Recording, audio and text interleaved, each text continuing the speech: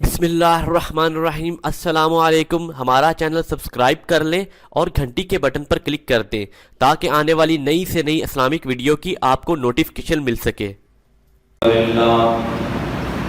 الحمد للہ نحمده ونستعینه ونستغفره ونعوذ باللہ من شرور انفسنا ومن سیئات اعمالنا من يهده الله فلا مضل له ومن يضلل فلا هادي له ونشهد ان لا اله الا الله وحده لا شريك له ونشهد ان محمدا عبده ورسوله اما بعد فان خير الحديث كتاب الله وخير الهدي هدي محمد صلى الله عليه وسلم وشر الأمور محدثاتها وكل محدثة بدعة وكل بدعة ضلالة الضلالة في النار أعوذ بالله السميع العليم من الشيطان الرجيم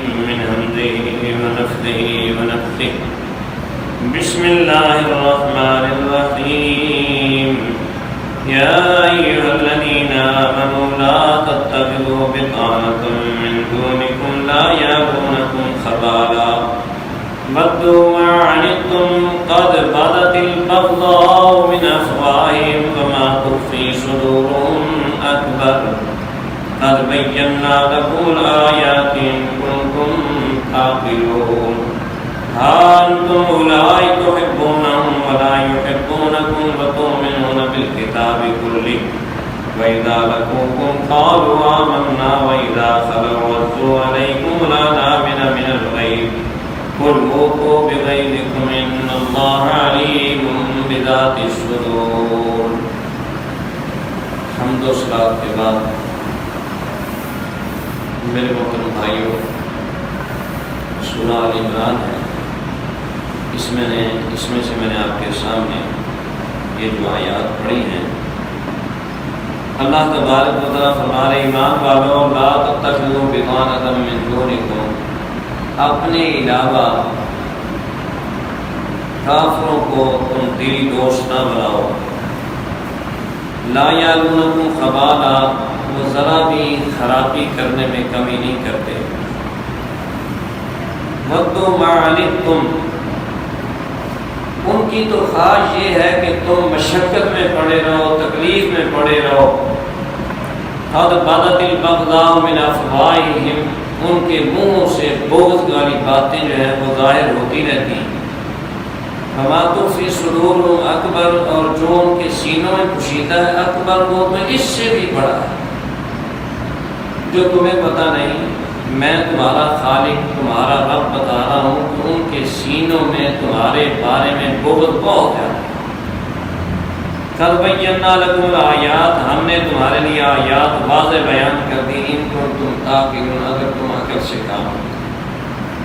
ہاں انتم اولائی تحبونہم، تم تو وہ لوگ ہو کہ تم ان سے محبت کرتے ہو، ولا یحبونکم، یہ تم سے محبت نہیں کرتے، وتؤمنون بالکتاب کلہ، تم ساری کتابوں کو مانتے ہو، تورات کو بھی، انجیل کو بھی، زبور کو بھی، قرآن مجید کو، اور یہ لوگ جو ہیں قرآن مجید کے منکر ہیں، اور خصوصاً یہودی جو ہیں وہ انجیل کے بھی منکر ہیں۔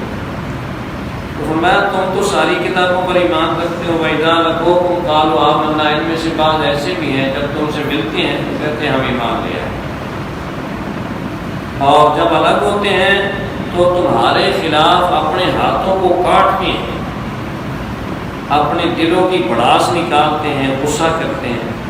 قل کہہ دیجیے موتوا بغیظکم، تم اپنے غصے میں مر جاؤ، ان اللہ علیم بذات الصدور، بے شک اللہ تبارک و تعالیٰ خوب جاننے والا ہے جو سینوں میں ہے۔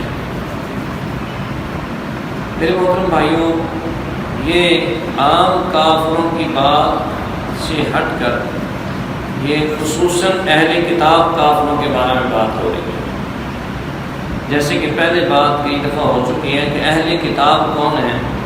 جن کو کتاب دی گئی، یعنی یہودی اور عیسائی۔ آج کے دور میں یہ دونوں ہی موجود ہیں، تو اللہ تبارک و تعالیٰ نے ان کے ساتھ دوستی کرنا جو ہے وہ حرام کر دی ہے۔ اللہ اکبر۔ بلکہ دوسرے مقام پہ یہ فرمایا کہ جو بندہ ان سے دوستی کرے نا پھر یوں سمجھے کہ وہ ان میں سے ہی ہے، مسلمانوں میں سے نہیں ہے۔ اور یہ جو ہے وہ تؤمنون بالکتاب کلی کہہ کر واضح کر دیا کہ اس سے مراد یہودی عیسائی ہے۔ جیسے کہ دوسرے مقام پہ فرمایا قاتل الذین لا یؤمنون باللہ ولا بالیوم الآخر ولا یحرمون ما حرم اللہ ورسولہ ولا یدینون دین الحق من الذین اوتوا الکتاب حتی یؤتوا الجزیۃ عن ید وہم صاغرون۔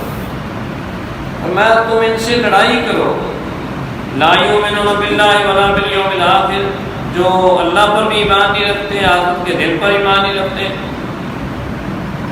اللہ کے رسول پر ایمان نہیں رکھتے، ولا یحرمون ما حرم اللہ، اور جو اللہ نے حرام کیا اس کو حرام نہیں سمجھتے، نہ دین حق کو مانتے ہیں، کہ کب تک ان سے لڑائی کرو حتیٰ یؤتوا الجزیہ، حتیٰ کہ یہ جزیہ تمہیں دینے لگ جائیں۔ یہ اللہ تبارک و تعالیٰ نے یہ ہمیں بات سمجھا دی ہے کہ اگر آپ ان کے ساتھ کھڑے ہو جائیں، لڑائی کریں، تو وہ وقت دور نہیں ہے کہ آپ کو یہ جزیہ دے کر زندہ رہنے پر مجبور ہو، وہم صاغرون، اور یہ ذلیل ہو۔ یہ بھی اللہ تبارک و تعالیٰ اہل کتاب کے بارے میں خصوصاً فرما رہے ہیں۔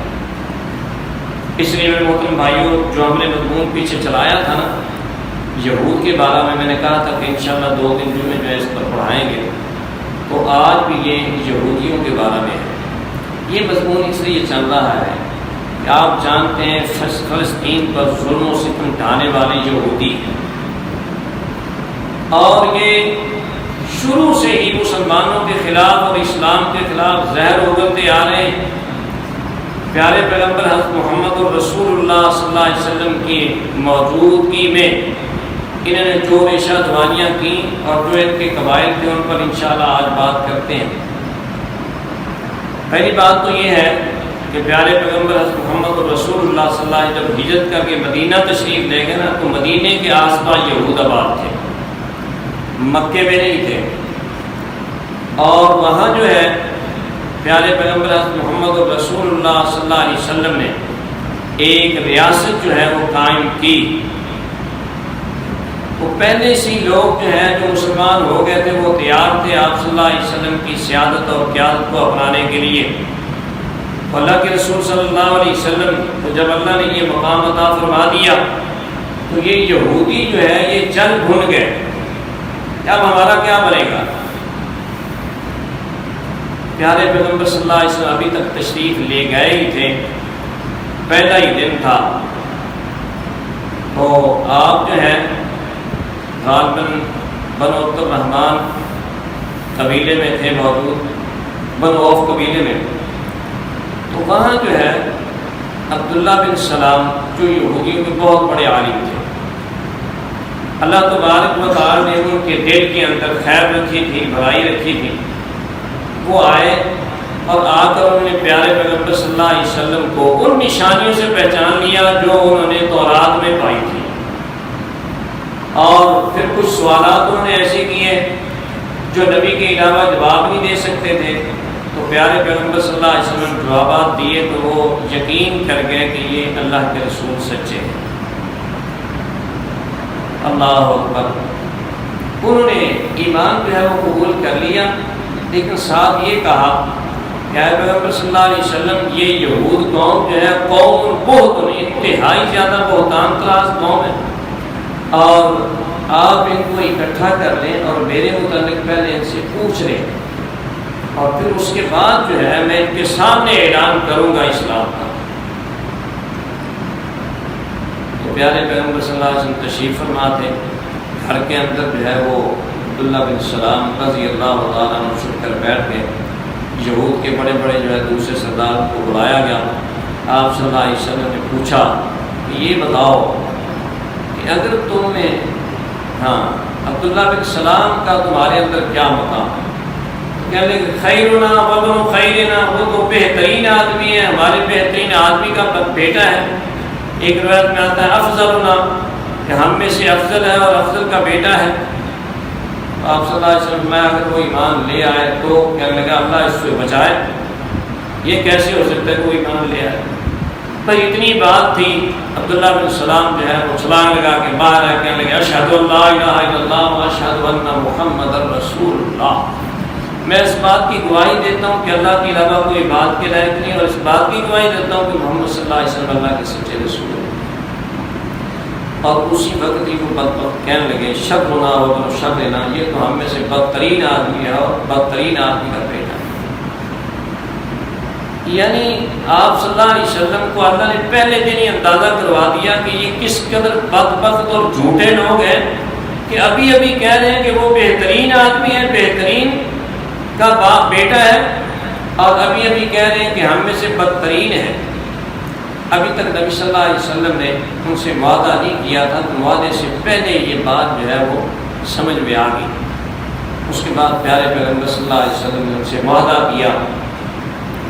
وعدے کی جو اہم دفعات تھی وہ یہ تھی کہ ساری جو ہے نا، آپ یہودی ہیں، آپ مسلم ہیں، اور مدینے کے اندر جو بھی رہنے والے ہیں یہ ایک امت شمار ہوگی، ایک قوم شمار ہوگی۔ اپنے دین کے مطابق تم عمل کرو گے، ہم اپنے دین کے مطابق عمل کریں گے۔ مدینے پر اگر کوئی باہر سے چڑھائی کرے گا تو مل کر مقابلہ کریں گے، اگر اس جنگ پر خرچہ ہوا تو وہ سارے مل کر جو ہے مسلمان اور یہودی جو ہے وہ ادا کریں گے۔ مظلوم کی جو ہے مدد کی جائے گی، اور جو یہود کا حلیف ہوگا مسلمانوں کا ہوگا، جو مسلمانوں کا ہوگا وہ ان کا ہوگا، یعنی کوئی خلاف ورزی نہیں کرے گا۔ یہ وعدہ ہو گیا، اور ان کے ذہن میں یہ بات تھی کہ چلو یہ ایک سیاسی لحاظ سے وعدہ ہے، اس کے بعد جو ہے وہ معاملہ اسی طرح چلتا رہے گا۔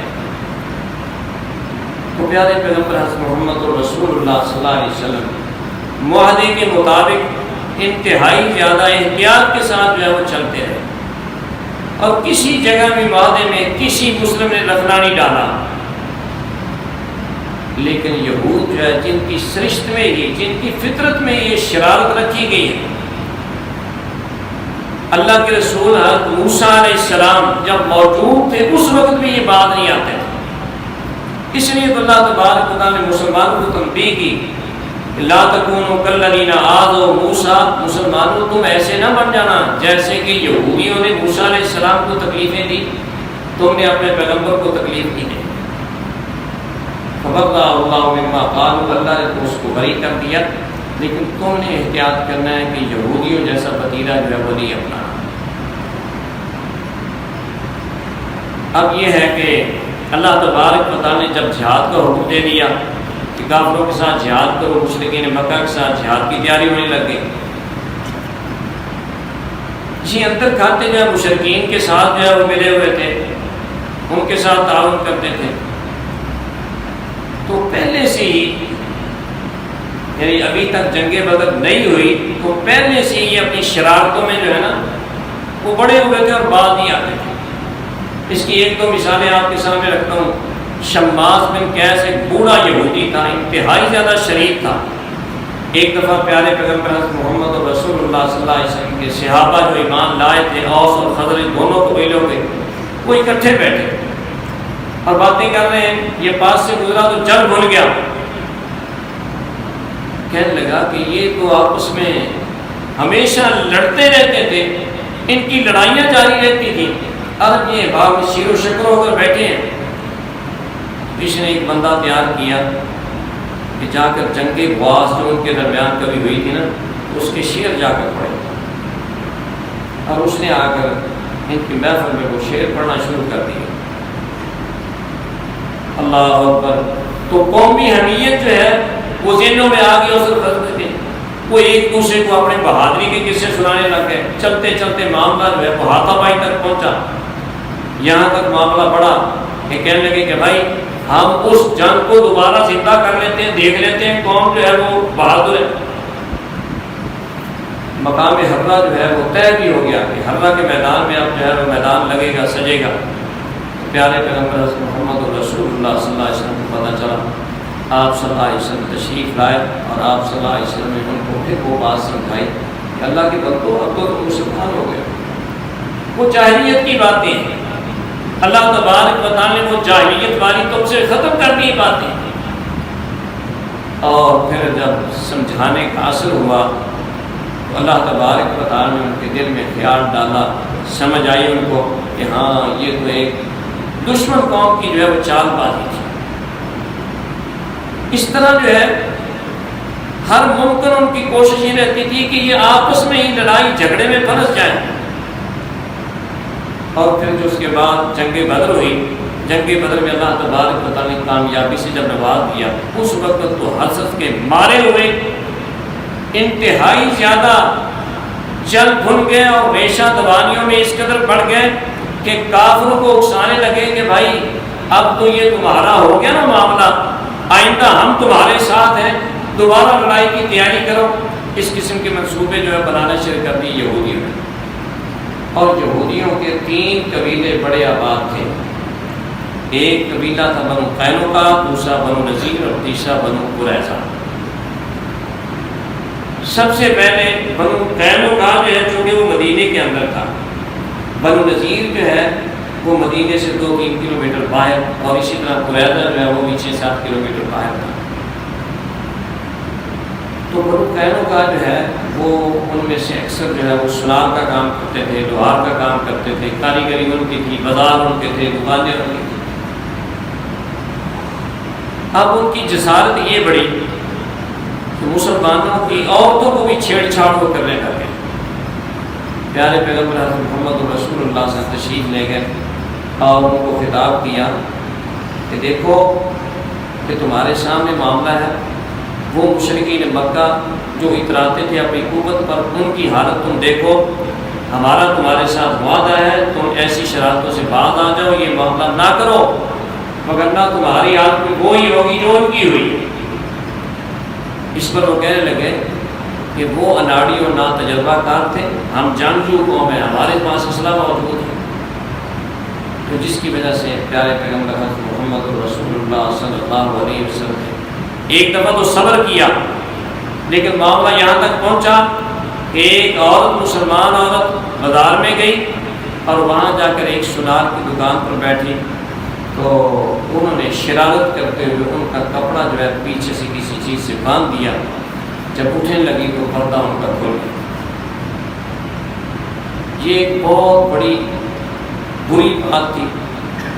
ایک مسلمان جو ہے وہ بازار سے گزر رہا تھا، اس نے جب یہ معاملہ دیکھا تو اس کی غیرت جو ہے اس نے گوارا نہ کیا کہ ایک مسلمان عورت، اور اس کا چہرہ انہوں نے ننگا کر دیا، بے پردہ کر دیا، اس نے اس جو ہے یہودی کو قتل کر دیا۔ مسلمان ان یہودیوں نے مل کر اس مسلمان کو قتل کر دیا۔ اب معاملہ یہاں تک پہنچا کہ بلوا ہو گیا، یہودی اکٹھے ہو گئے، مسلمان اکٹھے ہوئے، نقصان ہوا۔ اس کے بعد پیارے پیغمبر حضرت محمد رسول اللہ صلی اللہ علیہ وسلم نے پھر جو ہے چونکہ یہ وعدہ 2-3 بار توڑ چکے تھے، اللہ کے رسول صلی اللہ علیہ وسلم نے ان کا محاصرہ کر دیا۔ وہ اپنے قلعوں میں اور گڑیوں میں جو ان کے بنائے ہوئے تھے چھوٹے چھوٹے بند ہو گئے۔ پیارے پیغمبر صلی اللہ علیہ وسلم کا محاصرہ کیا، تو تقریباً 10-12 دن 15 دن تک محاصرہ جو ہے وہ جاری رہا۔ عبداللہ بن ابی منافقوں کا سردار، وہ ابھی نیا جو ہے اس نے اسلام کا اظہار کیا تھا۔ اظہار اس لیے کہ اندر سے تو کافری تھا لیکن منافق تھا۔ آپ صلی اللہ علیہ وسلم کے سامنے آیا اور کہنے لگا کہ ہم خزرج قبیلے کے لوگ ہیں، ہمارے ساتھ جو ہے ان کا بھائی چارہ ہے، ہم ان کے حلیف ہیں، تو آپ جو ہے ان کو چھوڑ دیں۔ پیارے پیغمبر صلی اللہ علیہ وسلم نے کہ میں نہیں چھوڑوں گا۔ اللہ اکبر، اس نے اتنا اصرار کیا حتیٰ کہ کچھ گستاخی تک بھی پہنچا، آپ صلی اللہ علیہ وسلم کے گربان بار کو بھی پکڑا، لیکن پیارے پیغمبر صلی اللہ علیہ وسلم نے اس وجہ سے صبر کیا کہ یہ نیا مسلمان ہوا ہے اور ممکن ہے کہ اس کی وجہ سے مزید خلفشار پھیلے۔ آپ صلی اللہ علیہ وسلم نے اس کی منت سماج مانگتے ہوئے ان کو چھوڑ دیا۔ چھوڑا کیسے کہ یہاں سے جلاوطن ہو جائیں اور اسلحہ جو ہے وہ نہ لے جائیں، باقی جو چیزیں جانا چاہتے ہیں لے جائیں۔ ان کی جان بخشی جو ہے وہ کر دی، وگرنہ کیا تھا، غداری کا یہ معاملہ تھا کہ ان کو جو ہے وہ قید کیا جاتا یا ان کو قتل کر دیا جاتا۔ اب پیارے پیغمبر صلی اللہ علیہ وسلم نے ان کو چھوڑ دیا، اور لیکن جو ہے یہ پہلی جلا وطنی تھی ان کی، یہودیوں کے قبیلے کی تھی، جو مدینے سے جو باہر کر دیا۔ بعض لوگوں کے ذہن میں یہ باتیں آتی ہیں، خصوصاً مستشرقین جو کافر ہیں، جو عرب کا مطالعہ کر کے، اسلام کا مطالعہ کر کے ایسی بے فرقیاں چھوڑتے ہیں، وہ کہتے ہیں کہ دیکھو جی یہود پہلے سے ہی وہ عرب کے باشندے تھے، ان کو تو وہاں سے نکالا گیا۔ تو یہ بات حقیقت نہیں ہے، یہودی پہلے عرب باشندے نہیں تھے، یہ عبرانی تھے، ان کی زبان بھی عربی نہیں تھی، لیکن یہ جب یہاں آباد ہوئے اور وہاں آ کر انہوں نے زبان پھر سیکھی اور وہاں کے ہو کر رہ گئے، اور بعد میں جو ہے ان کی بود و بات جو عربی جیسی بن گئی، لیکن حقیقت میں یہ عربی نہیں تھے، یہ باہر سے آنے والی قوم تھی۔ تو یہ بنو قینقاع جو ہے اپنے اس نتیجے میں جلا وطن کر دیے گئے۔ اللہ کے رسول صلی اللہ علیہ وسلم نے اسلحہ جو ہے ان کے قبضے میں لے لیا، اور خصوصاً جو ہے وہ 3 زریں 3 تلواریں وہ آپ صلی اللہ علیہ وسلم نے اپنے لیے رکھی۔ اس کے بعد جو ہے جنگ احد ہوئی۔ میں تھوڑا تھوڑا ٹچ کر کے صرف یہودیوں کے جتنے قبیلے ہیں وہی آپ کو بتانا چاہتا ہوں۔ جنگ احد ہوئی، جنگ احد میں یہ معاملہ بنا کہ مسلمانوں کی غلطی کی وجہ سے مسلمانوں میں شہادتی ہوئی، 70 مسلمان جو ہے وہ شہید ہو گئے اور مسلمانوں کا نقصان ہوا۔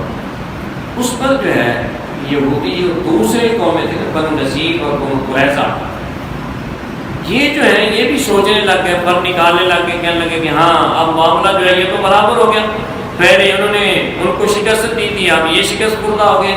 حالانکہ شکست خورداری ہو گئی، شہادتیں ہوئیں، لیکن بالآخر کامیابی اللہ تبارک و تعالیٰ نے جنگ احد میں بھی مسلمانوں کو عطا کی۔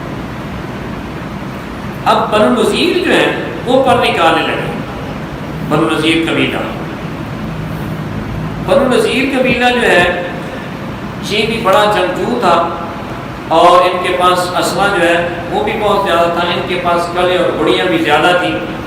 سورہ حشر 28ویں پارے میں اللہ تبارک و تعالیٰ نے نازل کی ہے، یہ سورہ حشر ساری کی ساری بنو نذیر کے بارے میں ہوتی ہے، اس لیے حضرت اللہ بن عباس فرمایا کرتے ہیں اس سورت کا نام سورہ حشر نہیں ہے بلکہ سورہ بنو نذیر ہے۔ تو اللہ تبارک و تعالیٰ نے اس کے اندر فرمایا هو الذی اخرج الذین کفروا من اہل الکتاب من دیارہم لأول الحشر ما ظننتم ان یخرجوا وظنوا انہم مانعتهم حصونهم من اللہ فأعطاهم اللہ من حیث لم یحتسبوا وقذف فی قلوبهم الرعب یخربون بیوتهم بأیدیہم وأیدی المؤمنین فاعتبروا یا اولي الابصار۔ بنو نذیر کا معاملہ یہ ہوا کہ ایک آدمی مسلمانوں سے کسی قبیلے کا، بنو کلب قبیلے کا ناجائز جو ہے وہ مارا گیا غلطی سے، اور وہ معاہد تھے، ان کے ساتھ عہد تھا۔ تو پیارے پیغمبر صلی اللہ علیہ وسلم نے فرمایا کہ اس کا جو ہے وہ ہم قصاص جو ہے یعنی اس کا فدیہ ادا کریں گے، دیت۔ تو دیت کے لیے یہ لازم تھا کہ یہودیوں کے ساتھ مل کر جو ہے اس کی رقم ادا کی جائے، کیونکہ یہ وعدے کے پابند تھے۔ آپ صلی اللہ علیہ وسلم حضرت ابوبکر صدیق، عمر فاروق، علی المرتضیٰ رضی اللہ عنہ ساتھ لے کر جو ہے ان کے محلے میں چلے گئے، اور جا کر کہا کہ بھائی وہ حضرت جو قتل ہو گیا ہے اس کی دیت دینی ہے، تو آپ کو بھی حصہ یہ بنتا ہے ادا کرو۔ تو وہ کہنے لگے ٹھیک ہے جی، ہم آپ کا وہ جتنا حصہ بنتا ہے ادا کرتے ہیں۔ آپ صلی اللہ علیہ وسلم دیوار کے سائے میں بیٹھ گئے، صحابہ بھی بیٹھے ہیں ساتھ، اور ادھر ان کے ذہنوں میں شیطان سوار ہو گیا۔ وہ کہنے لگے موقع بڑا ہے، اللہ کے رسول صلی اللہ علیہ وسلم کو نعوذ باللہ قتل کر دیا جائے، ایک آدمی کو بھیجو جو اوپر جا کر جہاں بیٹھے ہیں آپ سائے میں بھاری پتھر جو ہے چکی کا پاٹ گرا کر جو ہے وہ نبی صلی اللہ علیہ وسلم کو شہید کر۔ اب وہ یہ پورا ارادہ کر کے مصمم وہ پتھر لے کر اوپر چلے گئے، ادھر اللہ کے رسول صلی اللہ علیہ وسلم کو بدریہ جبرائیل امین اللہ نے بتا دیا۔ آپ صلی اللہ علیہ وسلم چپکے سے اٹھ کر جو ہے وہ مدینے کی راہ لی، اور پیچھے حیران ہو کر جو ہے صحابہ بھی چل پڑے۔ جب مدینہ پہنچے تو کہا یا اللہ کے رسول صلی اللہ علیہ وسلم آپ تو ان سے کہہ رہے تھے کہ وہ ہمیں رقم دیتے ہیں، ہم انتظار کر رہے ہیں، تو آپ اچانک جو ہے وہ چلے آئے، فرمایا یہ معاملہ تھا، انہوں نے یہ منصوبہ بنا لیا۔ اب یہ بتاؤ کہ یہ معاہد جس نے عہد باندھا ہوا ہے، جو عہد و پیمان کا پابند ہے، وہ اس قتل جو ہے وہ آگے بڑھ جائے کہ محمد الرسول اللہ صلی اللہ علیہ وسلم کے قتل کرنے پر۔ صرف یہی نہیں ہے کہ آمادہ ہوئے، بلکہ منصوبہ جو ہے اس کو عملی جامہ جو ہے وہ پہنا لیا۔ تو پھر محمد الرسول اللہ صلی اللہ علیہ وسلم نے ان کو پیغام بھیج دیا کہ بھائی آپ جو ہے مدینے میں نہیں رہ سکتے۔ اللہ کے رسول صلی اللہ علیہ وسلم کا پیغام پہنچا، 10 دن کی مہلت دی کہ 10 دن کے بعد کوئی بندہ بھی اگر یہودیوں کا پایا گیا بنو نذیر کا تو اس کو نہیں چھوڑا جائے گا۔ اب اس میں بھی یہ دیکھیں کہ جس نے عہد توڑا ہے صرف اس قبیلے کے خلاف بات ہوئی۔ پہلے بنو قینقاع نے توڑا تو یہ نہیں کہا کہ سارے یہودیوں کو جلا وطن کرنا، اور پھر جب انہوں نے عہد توڑا ہے تو بنو قریظہ کو کچھ نہیں کہا، صرف بنو نذیر جو ہے اس کو یہ کہا گیا، الٹیمیٹم دیا گیا کہ 10 دن کے اندر اندر مدینہ چھوڑ جاؤ، وگرنہ جو ہے وہ قتل کر دیا گیا۔ اب انہوں نے تیاری کرنا شروع کر دی کہ چھوڑ دیں، لیکن یہی عبداللہ بن ابی منافقوں کا سردار جو پہلے آڑے آیا تھا، اس نے اب تو حد کر دی۔ اب ان کو جا کر کہنے لگا کہ آپ نے مدینہ نہیں چھوڑنا، ہم تمہارے ساتھ ہیں، فلاں قبیلہ بھی تمہارے ساتھ ہوگا، ہم تمہارے ساتھ ہیں، اور آپ نے قبیلہ نہیں، اپنے مدینہ نہیں چھوڑنا۔ اب وہ جو ہے وہ زوراور ہو گئے، کہنے لگے کہ ہاں ٹھیک ہے ہم نہیں جاتے۔ انہوں نے پیارے پیغمبر صلی اللہ علیہ وسلم کو یہ جواب دیا کہ ہم مدینہ نہیں چھوڑیں۔ معاملہ تو بڑا خطرناک تھا، کیونکہ پہلے جو ہے وہ جنگ احد میں معاملہ جو ہے وہ زخم لگے ہوئے تھے، اس کے بعد جو ہے وہ رجی والا واقعہ اور بیر معونہ والا جس میں مسلمان شہید ہوئے تھے، تو نازک مرحلہ تھا، لیکن اللہ تبارک و تعالیٰ نے یہ کام بھی کروانا تھا۔ اب اللہ تبارک و تعالیٰ نے قرآن مجید کے اندر یہ فرمایا کہ وہ ذات ہے کہ جس نے اہل کتاب کافروں کو ان کے گھروں سے نکالا، ما ظننتم ان یخرجوا، تم گمان نہیں کر سکتے تھے کہ وہ نکلیں گے، وظنوا انہم مانعتہم حصونہم، اور انہیں یقین تھا کہ ان کے گلے ان کو بچا لیں گے، فأتاہم اللہ من حیث لم یحتسبوا، اللہ تبارک و تعالیٰ وہاں سے آیا جہاں سے ان کو ہم و گمان ملی تھی، فقذف فی قلوبہم الرعب، اللہ نے ان کے دلوں میں رعب ڈال دیا۔ پیارے پیغمبر محمد رسول اللہ صلی اللہ علیہ وسلم فرماتے ہیں اللہ تبارک و تعالیٰ نے مجھے 5 چیزیں عطا کی ہیں جو مجھ سے پہلے کسی نبی کو عطا نہیں کی۔ ان میں سے سب سے پہلی یہ چیز ہے نصرت بالرعب مسیرۃ الشہر، اللہ نے میرا رعب اور دبدبہ کافروں کے دل میں اتنی دور تک بٹھا دیا ہے جہاں پہنچتے پہنچتے تمہیں 1 مہینہ لگ جائے گا۔ آج یاد رکھیں امت محمدیہ کی بھی یہی فضیلت ہے، اگر محمد الرسول اللہ صلی اللہ علیہ وسلم پیروکار بن کر یہ عمل کریں تو آج بھی دشمن 1 مہینے کی مسافت پر بیٹھا ڈرے، اور یہ یاد رکھو آج مہینے کی مسافت کوئی بھی نہیں لے گی، پوری دنیا پورا عالم کفر جو امت محمدیہ سے کرے، اور حقیقی طور پہ ڈر بھی رہا ہے، چاہے اس کے پاس اسلحے کی بہتات ہے، چاہے اس کے پاس ٹیکنالوجی ہے، لیکن اس کے باوجود وہ ڈر رہا ہے کہ یہ ایمان کی چنگاری جو ہے اللہ اکبر، پھر قرون اولا کی طرف اگر ان کا ذہن پلٹ جاتا ہے تو ہماری حالت وہی ہوگی جو پہلے کی تھی۔ اب یہ ہے کہ ان کے پاس اسلحہ تھا، لیکن اس وقت مسلمانوں کے پاس کیا تھا؟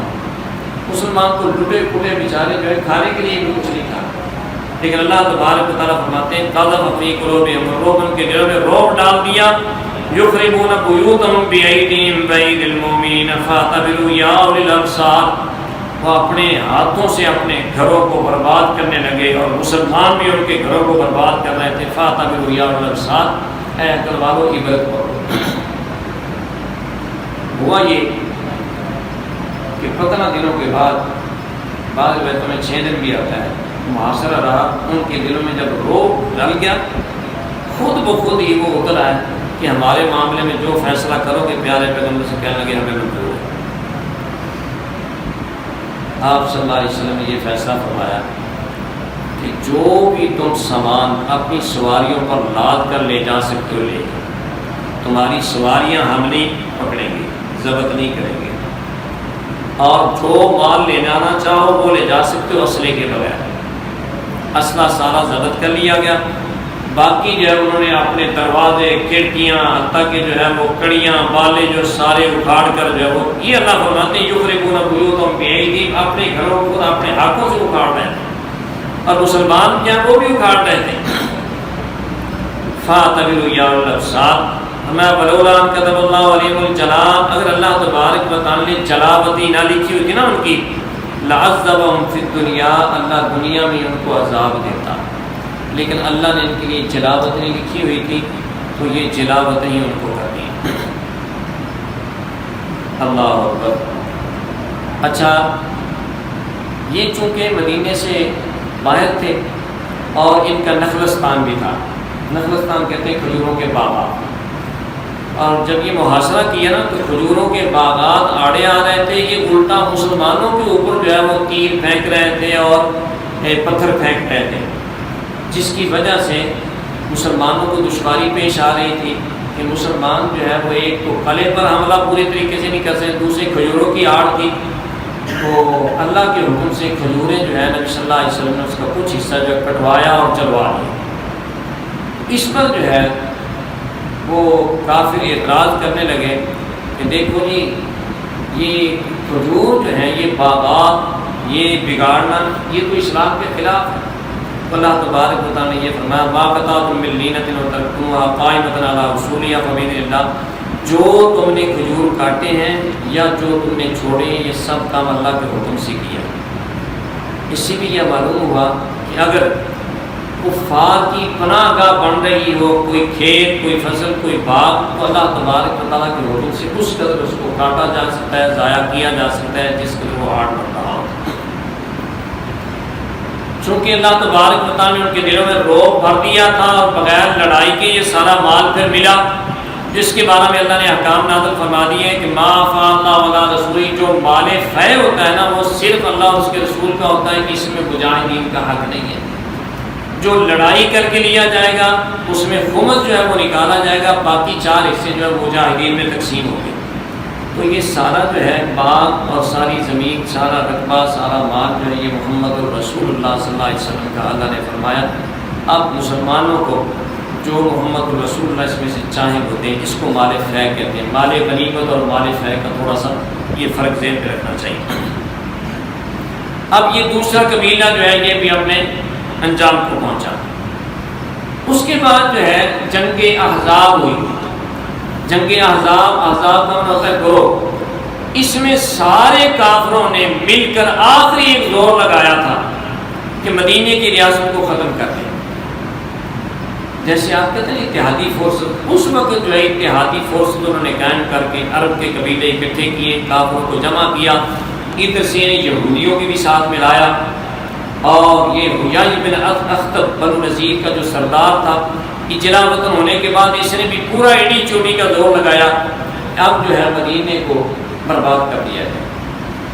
اب یہ جنگ احزاب جب ہوئی تو اللہ تبارک و تعالیٰ نے اپنی رحمت سے سلمان فارسی کے ذریعے یہ تکنیک بتا دی کہ جب زیادہ قومیں حملہ آور ہوتی ہیں نا، سلمان کہنے لگے تو ہم جو ہے اس خندق کھود لیتے تھے اپنے ایک پہ، اسی کا نام جنگ خندق بھی ہے۔ تو پیارے پیغمبر سے مشورہ یہ پسند آیا، مدینے کے 3 طرف جو ہے وہ خندق کھود لی۔ اب جب کافر آئے تو ایک قلعہ نما مدینہ بن چکا تھا، انہوں نے محاصرہ کر لیا۔ بہرحال یہ محاصرہ جو ہے یہ 21-22 دن تک چلا۔ بالآخر اللہ تبارک و تعالیٰ نے اپنی ہوا بھیج کر، اپنے لشکر فرشتے بھیج کر ان کافروں کو برباد کر دیا، پیچھے دھکیل دیا۔ لم ینالوا خیرا، کچھ بھی ان کو حاصل نہ ہو۔ یہ حیی بن اخطب جو ہے بنو نذیر کا جو سردار تھا، اس دوران جب انہوں نے محاصرہ کیا ہوا تو یہ بنو قریظہ کے پاس پہنچا۔ یہ تھوڑی سی سٹوری جو ہے آپ ذہن میں رکھیں گے، یہ ہمارے ایمان کا حصہ ہونا چاہیے کہ یہ یہودی جو ہے کس قدر غلیظ قوم ہے، کس قدر یہ غدار قوم ہے، یہ ہمارے اپنے بچوں کو بھی بتانا چاہیے کہ پیارے پیغمبر حضرت محمد رسول اللہ صلی اللہ علیہ وسلم اس قدر عہد و پاسداری کا دھیان رکھے ہوئے ہیں کہ 2 قبیلے یہودیوں کی بدعہدی کر گئے، لیکن اس کے باوجود بنی قریظہ کو نہیں چھیڑا۔ اب حیی بن اخطب آ کر کہنے لگا کہ اب بھی تم پڑے ہو، اب تو یہ مدینہ ختم سمجھو، کیونکہ سارے اتحادی فوجیں چڑھائی انہوں نے کر دی، اب کیا وعدہ؟ تو ان کا جو سردار بنو قریظہ کا تھا کعب بن اسد، وہ کہنے لگا کہ نہیں، میں تو غداری نہیں کروں گا، لیکن اس بڑے غدار نے اس قدر اس کو جو ہے وہ اس قدر جو ہے اس کو باتیں کی، بلا اس کو بھی مجبور کر لیا، تیار کر لیا غداری کو۔ اب جب مسلمانوں کا محاصرہ ہوا تھا، ادھر سے پتہ چلا تھا کہ بنو قریظہ جو ہے انہوں نے بھی غداری کر دی ہے، اور انہوں نے بھی اعلان کر دیا کہ ہمارا کوئی عہد و پیمان نہیں۔ آپ صلی اللہ علیہ وسلم کو بڑی پریشانی ہوئی۔ آپ صلی اللہ علیہ وسلم جب ادھر توجہ کیے ہوئے تھے کفار کی طرف، تو پیچھے بچوں اور عورتوں کو ایک مکان قلعہ نما جو تھا اس میں بند کیا ہوا تھا۔ اب بنو قریظہ جو ہے ان کے آدمی نکل کر اس کا جو ہے وہ محاصرہ کرنے لگ گئے کہ یہاں تو بچے ہی موجود ہوں گے، یہاں تو عورتیں ہی موجود ہوں گی، تو ہم ادھر حملہ آور ہو جاتے ہیں۔ تو حضرت صفیہ بن عبد المطلب نبی صلی اللہ علیہ وسلم کی کیونکہ اللہ تبارک و تعالیٰ نے اپنی رحمت سے ان صحابیہ عورتوں کو بھی اس قدر بہادری دی ہوئی تھی۔ حضرت حسان بن ثابت جو شاعر رسول تھے، نبی صلی اللہ علیہ وسلم نے ان کو عورتوں کے ساتھ وہاں چھوڑا ہوا تھا۔ اور صفیہ کہنے لگی کہ وہ یہودی پھر رہا ہے، تو جاؤ آپ ایسے کہ اس پر حملہ آور ہو۔ حضرت حسان بن ثابت رضی اللہ تعالیٰ عنہ وہ کچھ دل کے کمزور تھے، انہوں نے کہا کہ اللہ کے رسول صلی اللہ علیہ وسلم نے مجھے عورتوں کے ساتھ اس لیے ہی چھوڑا ہے، تو میں تو ایسا ہی میرا معاملہ، میں جو ہے وہ اکیلا اس پر حملہ آور نہیں ہو سکتا۔ حضرت صفیہ رضی اللہ تعالیٰ نے خود جو ہے وہ جرأت کر کے خیمے کی ایک لکڑی لی، جیسے آپ بانس کہہ لیں، اور نیچے اتر کر اس یہودی کے سر پر دے ماری اور وہ بدہوش ہو گیا۔ اس کے بعد انہوں نے اس کا سر کاٹا، سر کاٹ کر عورت زاد ہو کر سر کاٹ کر اوپر سے دور جو ہے وہ پھینک دیا۔ اب یہ بنو قریظہ کے جو یہودی تھے، جب انہوں نے دیکھا کہ بھائی ایک جو بندہ ہمارا گیا تھا اس کا تو یہ حشر ہوا ہے، اس کا مطلب ہے کہ یہاں عورتیں اور بچے نہیں ہیں، یہاں بھی مجاہدین موجود ہیں۔ اس عورت کے ایک کردار سے اللہ تبارک و تعالیٰ نے بنو قریظہ یہودیوں سے وہ بچوں کا جو عورتوں کا جو مقام تھا وہ محفوظ کر دیا۔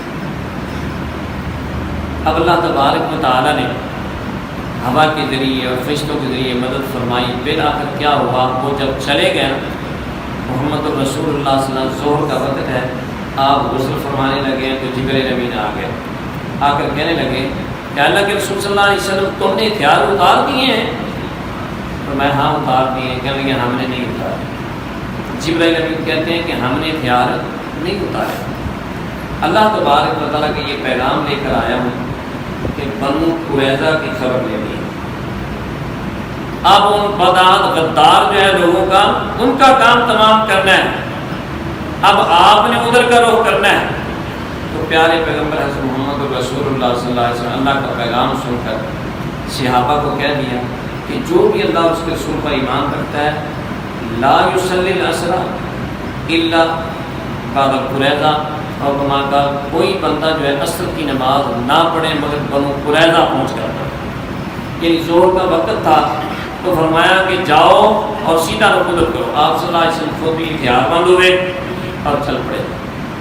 صحابہ جو ہے راستے میں جاتے ہوئے عصر کا ٹائم ہو گیا، انہوں نے نماز پڑھ لی کچھ نے، اور کچھ نے کہا کہ نبی صلی اللہ علیہ وسلم نے فرمایا تھا کہ وہاں جا کر پڑھنی، ہم تو وہاں ہی پڑھیں گے۔ چونکہ راستہ تھا، دور تھا، تو بعد نے عشاء کے بعد جا کر عصر کی نماز پڑھی۔ اس سے یہ بھی محسوس ہوتا ہے کہ اگر کوئی ایسا مسئلہ ہو، ظاہری الفاظ پر ایک بندہ فیصلہ کر کے بالکل اسی کے مطابق عمل کرتا ہے تو بالکل ٹھیک ہے، اور اگر کوئی بندہ اس سے فقہی مسئلہ اخذ کر کے اس کو صحیح سمجھتے ہوئے عمل دوسرے طریقے پر کرتا ہے تو وہ بھی ٹھیک ہے۔ پیارے پیغمبر صلی اللہ علیہ وسلم نے دونوں کو نقیب نہیں کی، دونوں کو کچھ نہیں کہا۔ جس نے راستے میں نماز پڑھ لی تھی ٹھیک ہے، جس نے وہاں جا کر پڑھی تھی پھر بھی ٹھیک ہے، حالانکہ دو نمازوں کا وقت درمیان میں گزر گیا۔ اللہ اکبر. اب نبی صلی اللہ علیہ وسلم نے بنو قریظہ کا محاصرہ کر دیا. اب وہ بھی قلعہ بند ہو گئے. انہوں نے قلعے تو سب نے بنائے ہوئے تھے. آپ صلی اللہ علیہ وسلم نے محاصرہ جو ہے جاری رکھا اور بالآخر جو ہے وہی بات کہ اللہ تبارک و تعالیٰ نے ان کے دلوں میں روک ڈالا تو وہ جو ہے وہ بھی کہنے لگے کہ ہمارے معاملے میں جو فیصلہ کرتے ہو رسول اللہ صلی اللہ علیہ وسلم کہنے لگے کہ وہ کر لیں. لیکن ایک ابو لبابہ صحابی تھے, وہ ان کا قبیلہ ان کا حلیف رہا تھا. ان کے بارے میں کہنے لگے کہ پہلے ان کو بھیجو, ان سے مشورہ کریں. ابو لبابہ بن منذر رضی اللہ تعالیٰ عنہ جب وہ گئے اور جا کر انہوں نے ان سے پوچھا کہ ہم کیا کریں, ہم ہتھیار پھینک دیں اللہ کے رسول صلی اللہ علیہ وسلم کے سامنے جو ہے وہ ہم اپنے آپ کو سرنڈر کر دیں, یا ہم لڑیں, یا کیا کریں؟ تو ابو لبابہ نے مشورہ واضح انداز میں تو نہ دیا, لیکن اشارہ کر دیا کہ اگر تم نبی صلی اللہ علیہ وسلم کے سامنے اپنے آپ کو سرنڈر کرو گے, گردن کی طرف اشارہ کیا, قتل کر دیا جائے. یہ ایک غلطی تھی صحابی سے جو ہوئی. اس میں یہ چیز بھی ذہن میں رکھنی چاہیے, صحابہ سے بھی غلطیاں ہوئی ہیں, لیکن صحابہ کی غلطیاں جو ہیں ان پر فوری طور پہ وہ ندامت کرتے اور اللہ سے توبہ کر لیتے اور اللہ تبارک و تعالیٰ اپنی رحمت سے معاف فرما دیتے. ابو لبابہ بن منذر ان کو کسی نے نہیں کہا کہ یہ تو نے گناہ کیا ہے, لیکن خود ہی جو ہے اللہ تبارک و تعالیٰ کی طرف سے ذہن میں یہ بات آئی کہ تو نے یہ بات غلط کی ہے. وہ رسول اللہ صلی اللہ علیہ وسلم کی مجلس میں آنے کے بجائے سیدھے جو ہے مسجد نبی پہنچے اور وہاں سکون کے ساتھ از خود جو ہے وہ قید کر لیا, باندھ دیا اپنے آپ.